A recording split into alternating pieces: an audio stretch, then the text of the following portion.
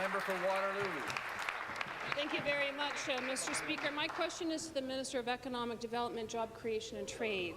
113 people applied to appear before the committee that will analyze rollbacks of our employment and labour standards just tomorrow.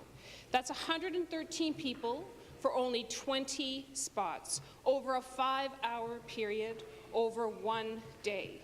And these people applied from Peterborough, from Barrie, from Thunder Bay, from Ottawa, from Cambridge, from Brantford, from Chatham. And it's only for the people who can make it to Toronto just tomorrow. Does the minister think that that is enough consultation on this regressive piece of legislation? Minister of Economic Development, Job Creation and Trade.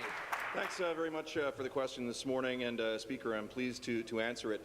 Bill 148 was the most harmful piece of legislation that was brought forward for businesses in Ontario in our generation. We ran an election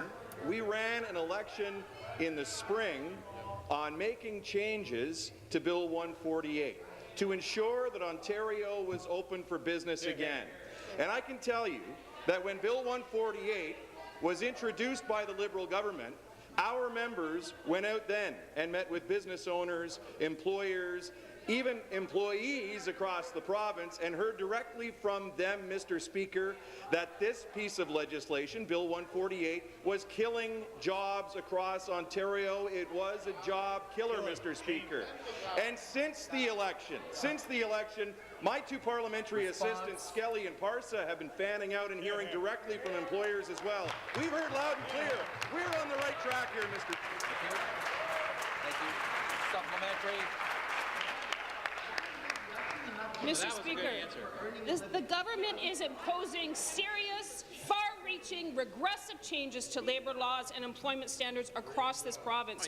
Across the board, wages will be cut, paid sick days will be slashed, workplace rights removed. Order. But the government doesn't seem to have the decency to hear from the people of this province, from hard-working Ontarians. Order. Shutting down the voices of the people of Ontario on a bill that will directly impact them is undemocratic, and it affects the quality of the life of workers in this province. Premier, let the people in and let them be heard in this bill, and make sure that you extend the delegations on Bill 47. Will you do the right thing? Will you? Thank you. Response. Minister. Mr. Speaker, I can tell you that when the Liberals introduced Bill 148 in this House, we heard loud and clear from people across Ontario that that piece of legislation, which was supported by the third party at the time, potentially headed for third-party status again, Mr. Speaker, wasn't doing anything to grow the economy in Ontario. It was killing jobs in Ontario, Mr. Speaker. It was sending employers outside of our jurisdiction to the United States.